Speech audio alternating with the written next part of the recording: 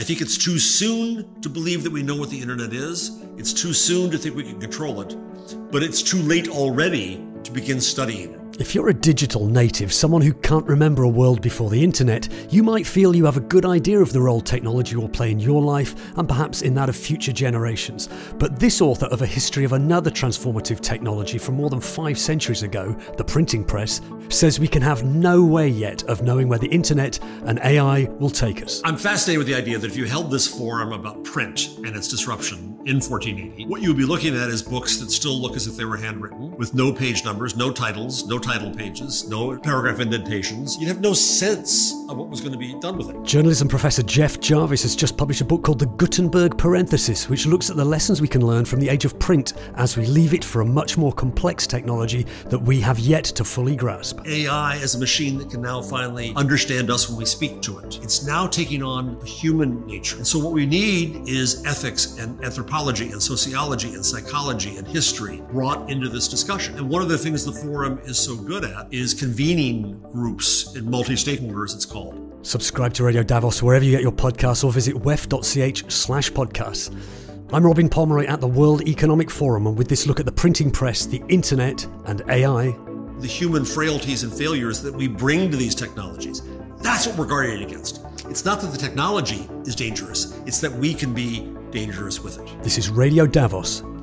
Imagine a leap in technology that transforms the way we communicate, a transformation so fundamental that it has the power to change the structure of society, of global trade, even of how we see ourselves as humans. The rise of the internet and the dawn of artificial intelligence might be 1 or 2 technological leaps that we consider unprecedented. But there are precedents in history of powerful technologies taking humanity in unpredictable directions. One of those happened half a millennium ago when Johannes Gutenberg invented the printing press.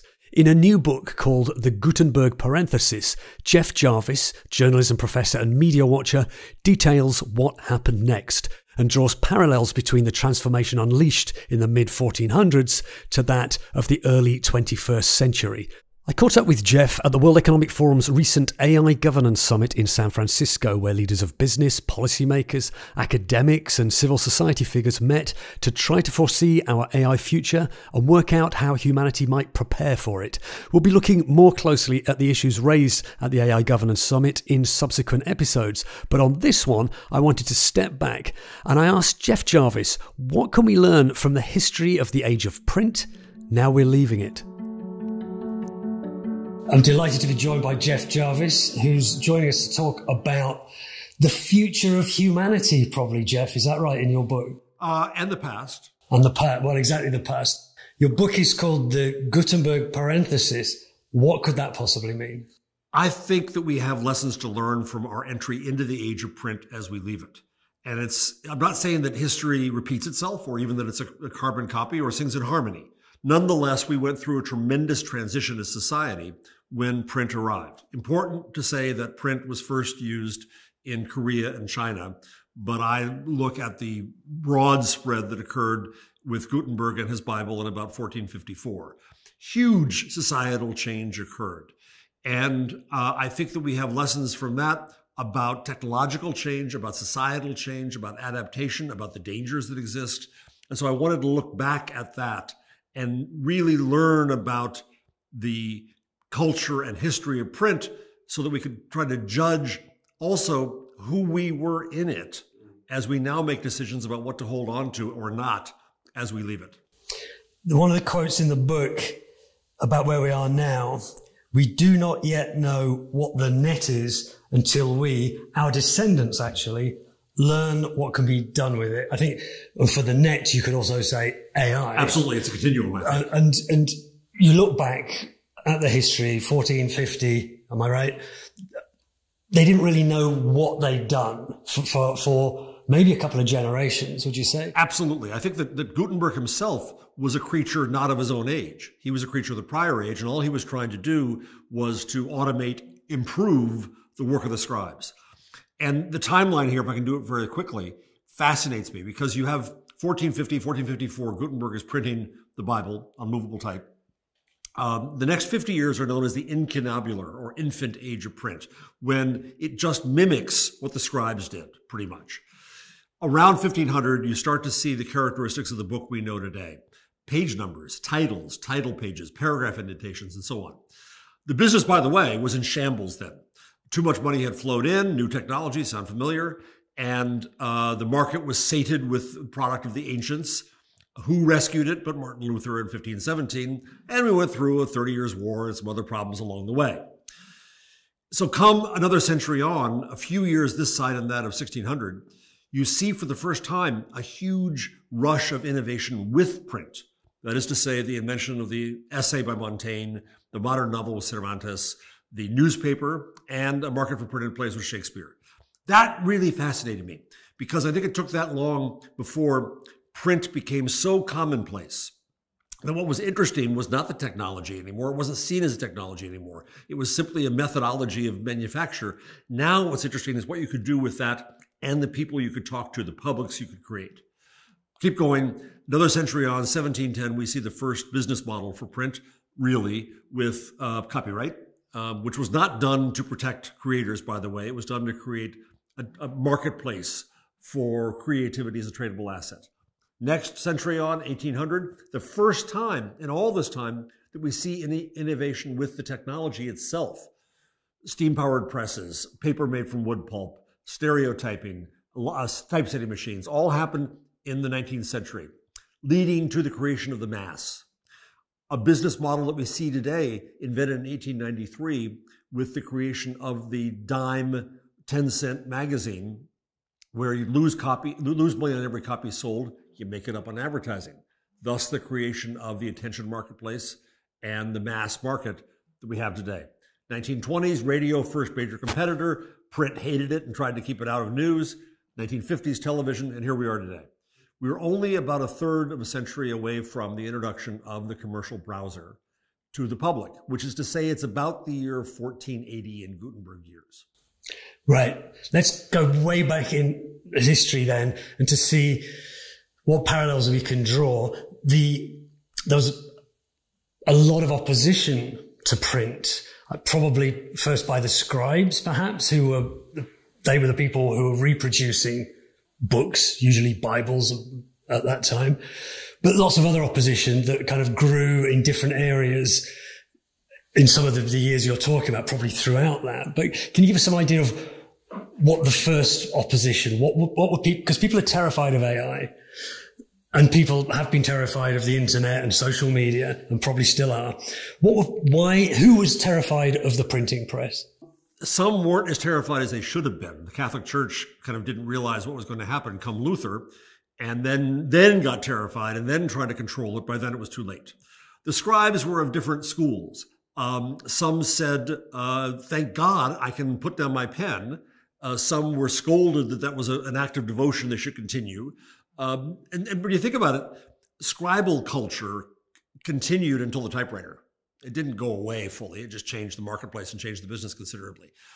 It is said that the first call for censorship of the press came in 1470, when Niccolo Perotti, a translator, was much offended by a shoddy translation of Pliny.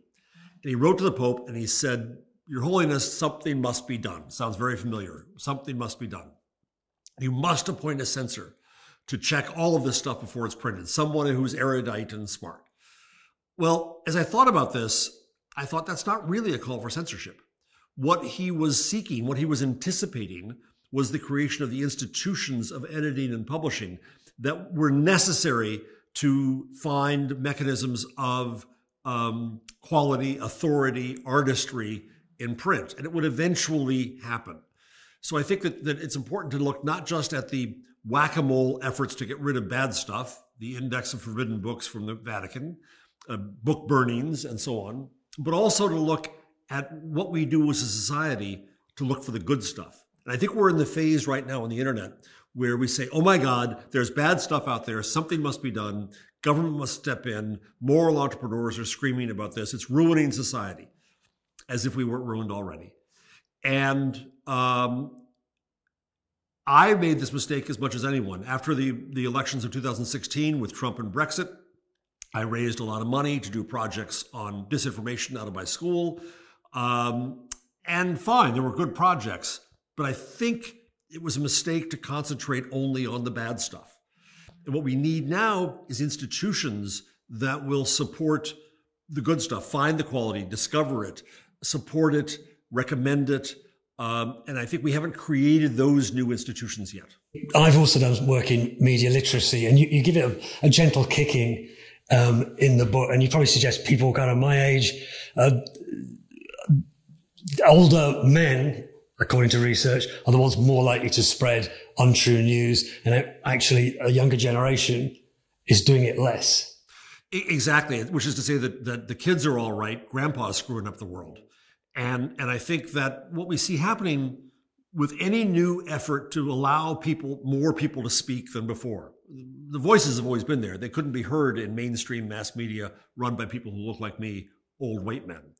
And when those voices can now be heard, they can now demand their spot at the table where norms are set and power is divvied up. The people who own the table before are going to object. And so I want to be careful, again, not to draw parallels to history too much, but I've asked myself as I was writing the book, is our Martin Luther born yet? Is our Reformation started? And as an American, I look at Black Lives Matter potentially as a definition of a reformation that was able to start because of this new technology that allows communities who were previously not heard to be heard. And if that's the case, then probably January 6th attack on the Capitol in the US was the Counter-Reformation. It is the old power structure, the old white power structure, resenting this intrusion upon their power that the internet enables. And so what we have is this negotiation of power and norms when there's disruption. That's what's so much of a parallel between print and now, I think. The question you raise, and it is raised all the time with discussions about free speech and free speech absolutism, because free speech, everyone would say they like it. You know, the dictator in a country would probably say, well, free speech, but up to this point. But the internet, social media has allowed, and AI will amplify this much more, certain voices, kind of rabble-rousing, and this would have been the case back in, the 1400s, 1500s, to make their voice much louder than it probably would have been under kind of the old media, the mainstream media, which is a phrase that's always trotted out. But then the question is, who's to say which voices should be heard? We want experts to be heard, but who decides who's telling the truth? Who decides who's being manipulative and working for the bad? And I don't think we have any answers to that at the moment, do we? No, we don't. And I'm writing another book about the internet and media's moral panic over it. And as I was researching that, I wondered how people dealt with authority before print. Important to say that when print came along, it was not trusted at all because the provenance was not clear. Right? Anybody can print a pamphlet, just like anybody can make a tweet or a Facebook post or a blog, right?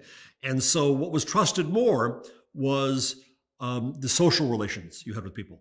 I know that you, Robin, are the innkeeper and you tell the truth and you talk to people coming in all the time in the road. So you have what was known as good fama, F-A-M-A, Latin for it is said. And so you would maintain your reputation, your fama. And obviously it's the root of words like fame and infamy, and try to make sure that you were trustworthy. It also ascribed to the information you gave, to the subjects of those information, to those like me who spread it. And so it was a social structure not based on the medium, but on the human relations. And I think my theory here is that at least for a time, we have to return to that because we don't have publishing and editing, which were designed for authority a half millennium ago, are not up to the task of dealing with the scale of speech today. And until we perhaps invent new institutions to do this, we rely again on these social structures that I know someone on Twitter and they tend to tell the truth and they correct themselves when they're wrong, so I trust them more. Or when the pandemic started, I began a COVID Twitter list of 600 experts. Twitter came to me to help verify some of them. I trusted them and what they had to say because I knew their credentials and where they came from.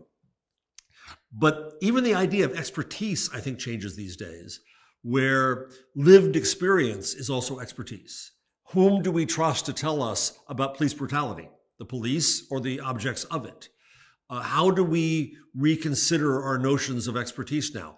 And I think what we did, I think we lived as a society through a very short period, about a half a century, of mass media and of this idea that somehow the media would tell us a truth. In America, pardon me, we had our most famous news anchor, newsreader was Walter Cronkite. And he would end every broadcast saying, and that's the way it is. But for many, many Americans, it wasn't the way it was. They were not represented there. They were not served there. Now they have a voice. And I think what is going to be very hard for us to get used to is that we don't have a simple binary world with left and right and two big camps and everybody's in one of them. We have to return to the nuance that comes from actual conversation. And what impressed me most about the history of print was how obviously society was conversational before print, but even the early days of print were conversational. Luther and the Pope were in conversation with their books and their burnings of them. What stopped that, what killed that, I think, was the mechanization and industrialization of print in the 19th century, where we got to scale. Before that moment, the average circulation of a daily newspaper in the US was only 4,000. It was a good Substack newsletter. Then it went to hundreds of thousands and millions. Now I wonder whether we have the opportunity to return to a human scale. But that means it's a lot more complicated for each one of us to take responsibility to decide whom we trust and why. In the work I've done on disinformation, on workshops with teenagers, the only conclusion that we ever came to in each of those conversations was, who's saying it? Can you verify who's saying it? And that's exactly what you're talking about. So that's hugely important. But I'm going to challenge you on this idea that things aren't binary anymore, left and right. And in fact, and I know you talk about it in the book, and you kind of dismiss this idea of the echo chamber effect of social media, that the more we tell the algorithms our political persuasions or the type of voices we want to listen to, the more we get those. And therefore, if you're a liberal, you're listening to liberal stuff. If you're very conservative or on some kind of extreme or a conspiracy theorist, most of the stuff you're getting, the information and the views you're getting from the internet are reaffirming your bias. That's a dangerous thing. I wonder, I believe you don't quite believe it in the same way that maybe I do and probably a lot of other people do. Oh yeah, I'm a minority here. I think the implication these days on the internet is that the internet made us hate. The internet put us in filter bubbles. The internet did this to us. There's a few issues I have with that. One is the third person effect. The idea that I'm immune from advertising and propaganda and pornography and anything, but everybody else is in for it, right? And that we somehow believe that exposure to, it's the hypodermic theory of media influence, exposure to these ideas will convert people. I think that's fallacious, because I think what we do with the internet is we bring our past and our history to it. Then the next question is, does it put us in filter bubbles and echo chambers, which is accepted wisdom? There's a lot of research since that says no. One of the books I quote is by Axel Bruns, a German researcher now in Australia, called Are Filter Bubbles Real? And his answer in his comprehensive literature reading is no, that Google does not just give me different answers from you. And people do not select their friendships based just on their political views and so on and so on. Also convincing to me is Michael Bong Peterson, who is a political psychologist in Denmark, found that in research he's done, that the filter bubbles we live in are the filter bubbles we create in our real lives. Bill Bishop wrote a famous book called The Big Sort. In America in the 70s, as we got white flight out of the cities, Americans moved into places to be around people who they perceived to be like them. And they got the same neighborhoods and the same jobs and the same houses of worship and the same bowling clubs. And so they built a filter bubble of familiarity around them. What the internet does, Peterson argues, which is counterintuitive, is that it doesn't create filter bubbles, it pops them. It exposes people to those they think they dislike or mistrust or hate. And by the way, the internet does provide a generous stock of spitballs to then fire in this case. The internet has a role, but I think it's potentially simplistic to think that we can be changed that much. Now, the other thing about us in the fields that we work in is we think that facts will solve things. And as a journalist, we sell information, so information must be the solution. A lot of the problem now, the belief is that it's not about information, it's about belief systems and identity and projecting an identity. And journalism is not built for that. Media are not built for that. How do we reimagine them, I think, around getting people out of that belief system of hatred? And I don't know what the answer is. It's a wonderful book because it's got all this history in, which people might not be familiar with. But then it also, you do challenge some of that received wisdom. So that was one. Another one is, and this hurts me as a journalist, this notion of the story and the narrative, because, that's what we do. We make sense of the great chaos out there and turn it into a true, if you're a journalist, story. And why do you say the age of the story kind of will die with the printed word as well?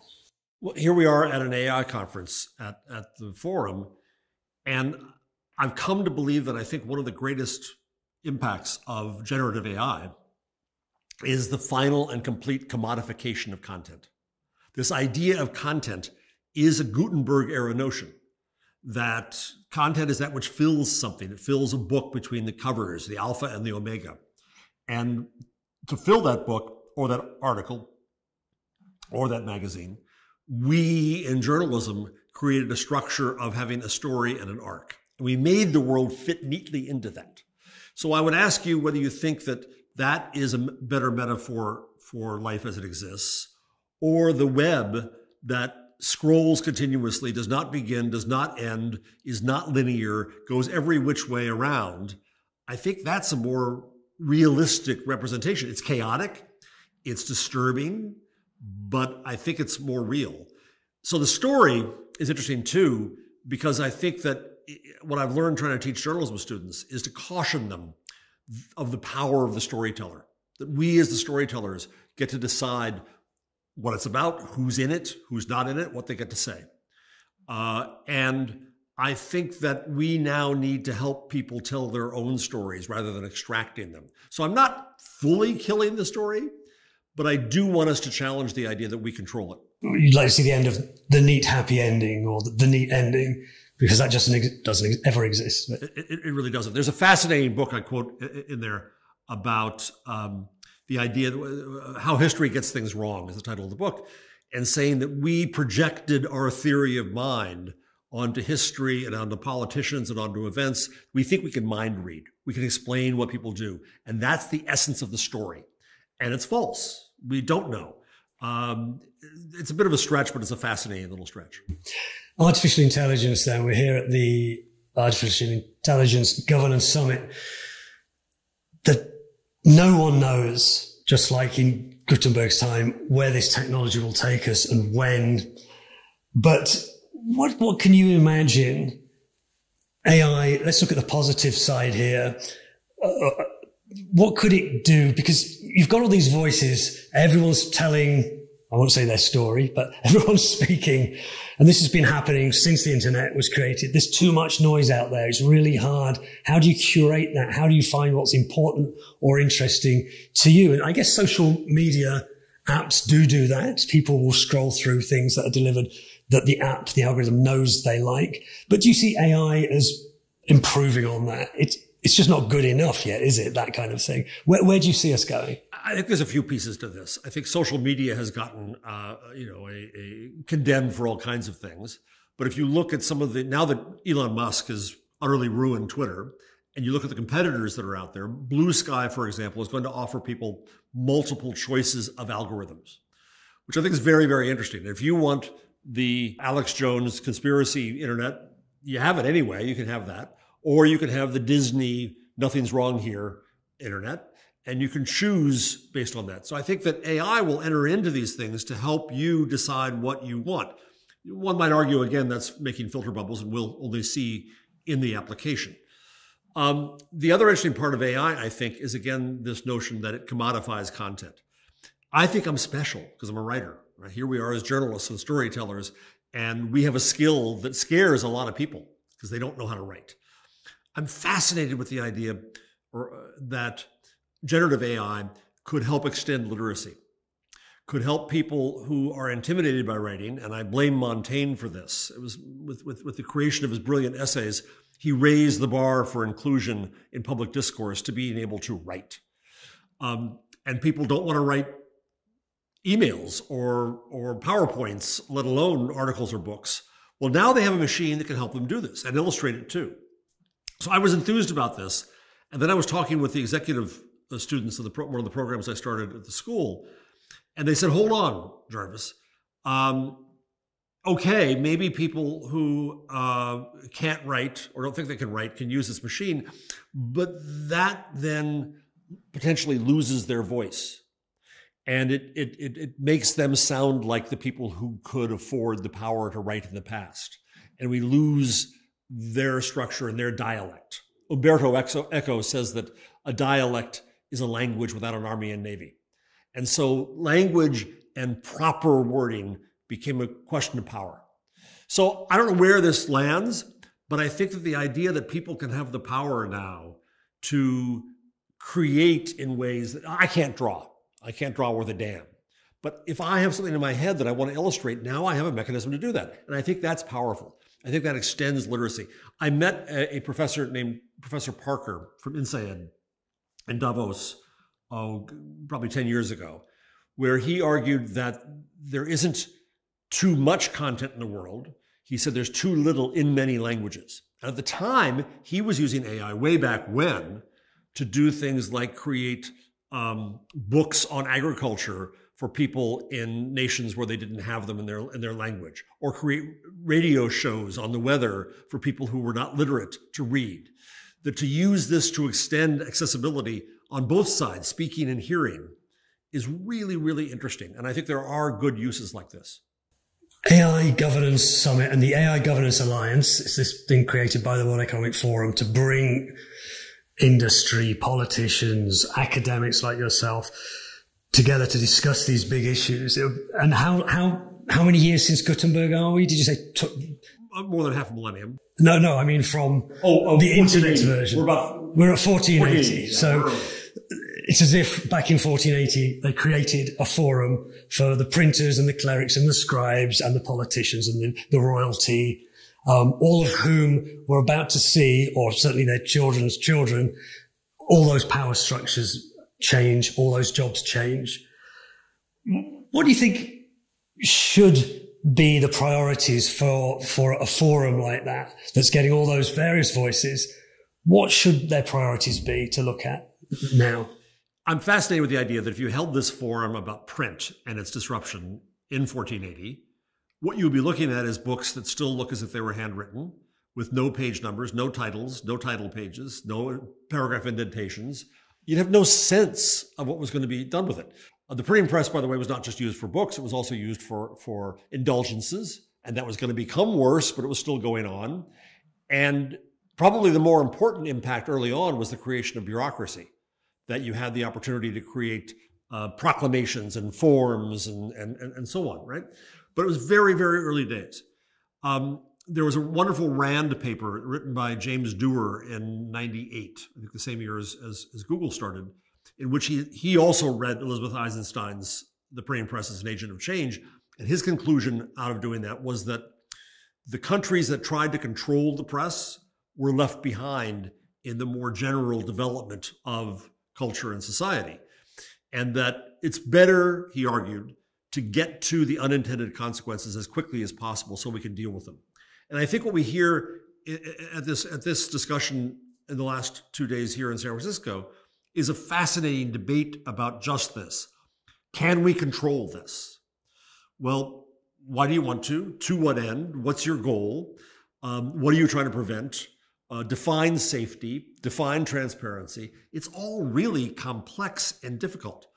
There was a huge discussion and disagreement in the last 2 days about large language models and open source. There's one camp who's been here who says that we must have open source. Andrew Nigg yesterday at the forum discussion said he can't believe in 2023 he's trying to convince governments to leave open source alone because Europe is talking about outlawing open source with LLMs. Some people here in the forum are saying open source could be horrible because any safety nets that are built in can be taken off. On the other hand, open source is going to allow researchers and countries that otherwise could not afford this technology to use it, and so that it doesn't just stay in the hands of the few rich companies, and it creates a competitive atmosphere.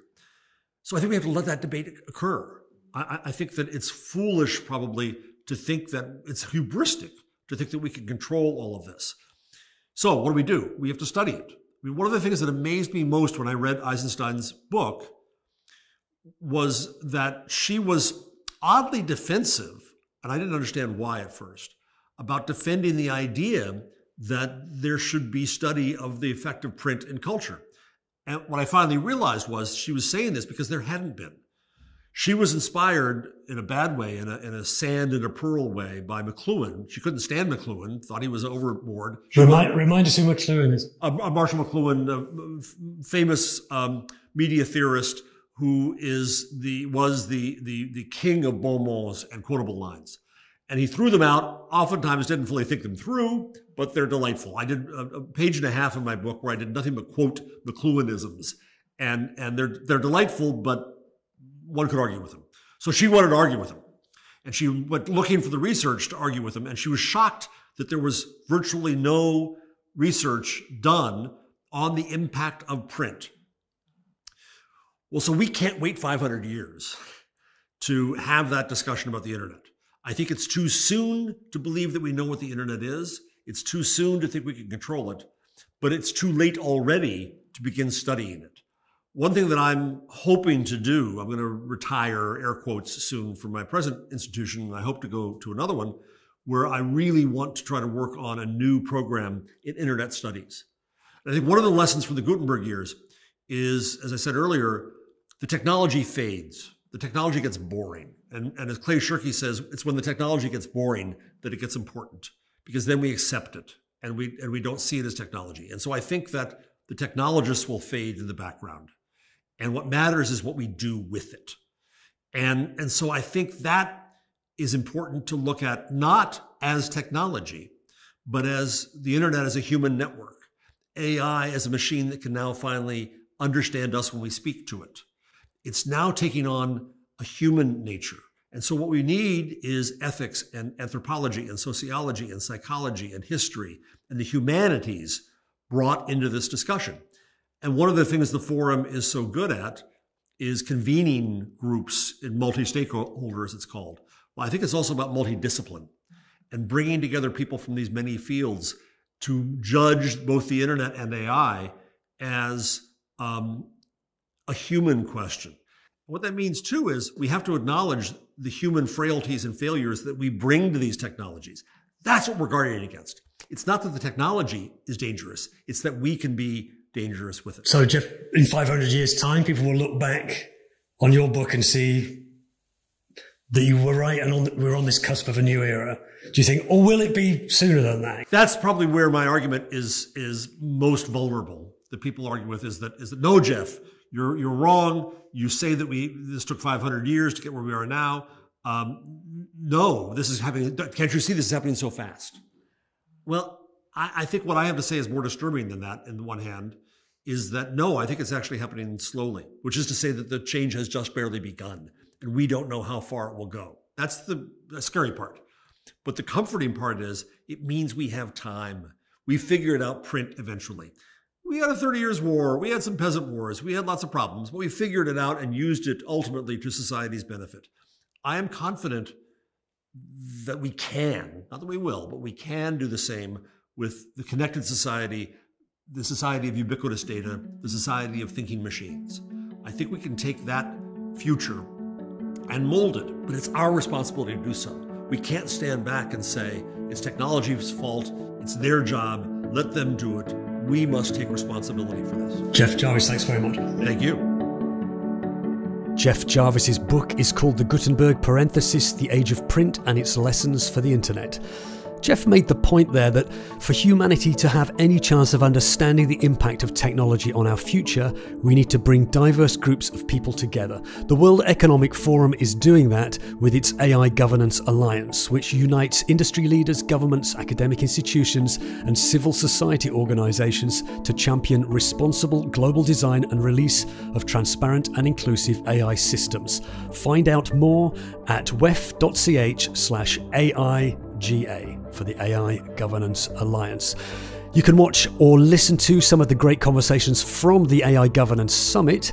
The audio for 3 sessions is available on our Agenda Dialogues podcast. Just search for Agenda Dialogues on your podcast app or check the links in the show notes for this episode. And there's plenty more on AI on previous episodes of Radio Davos. Please subscribe wherever you get your podcasts. And if you like Radio Davos, please leave us a rating or a review and join the conversation on the World Economic Forum Podcast Club. Look for that on Facebook. This episode of Radio Davos was presented by me, Robin Pomeroy. Studio production was by Gareth Nolan. We'll be back next week, but for now, thanks to you for listening and goodbye.